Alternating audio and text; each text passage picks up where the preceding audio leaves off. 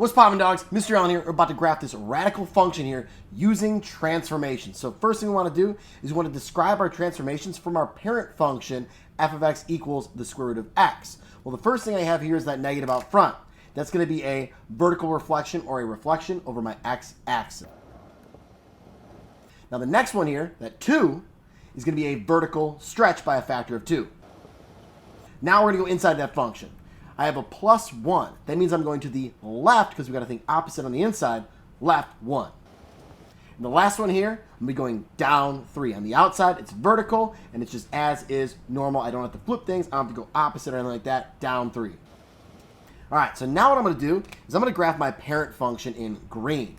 All right, so for a radical, we'll have y equals the square root of x, all right? Or I can say g of x or h of x, whatever. So if I do that, I'm going to have 0, 0 as a point.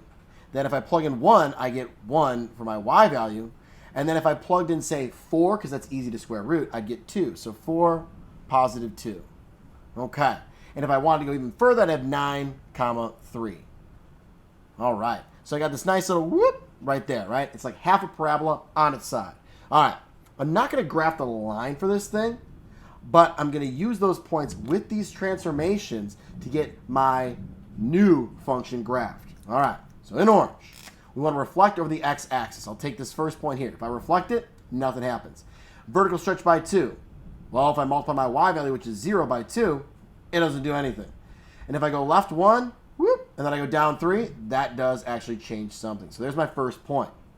I'm going to do the same thing for each one after. So from 1, 1, if I reflect over the x-axis, I'm down here.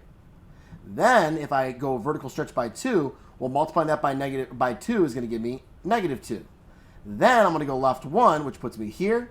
And then I'm going to go down 3, 1, 2, 3. And that puts me right down here for my final point. Lovely. Next up, this guy right here. Again, I got to reflect over my x-axis, so it's going to put me down at negative 2. Then I want to do a vertical stretch by 2. Well, negative 2 times 2 gives me negative 4. So, whoop, down at negative 4 here. Then I got to go left 1, boop, and then down 3. 1, 2, 3. And I'm right over here. I'm not going to bother with that last one. What we're going to have here, though, is something like, whoa, almost missed it. Right there.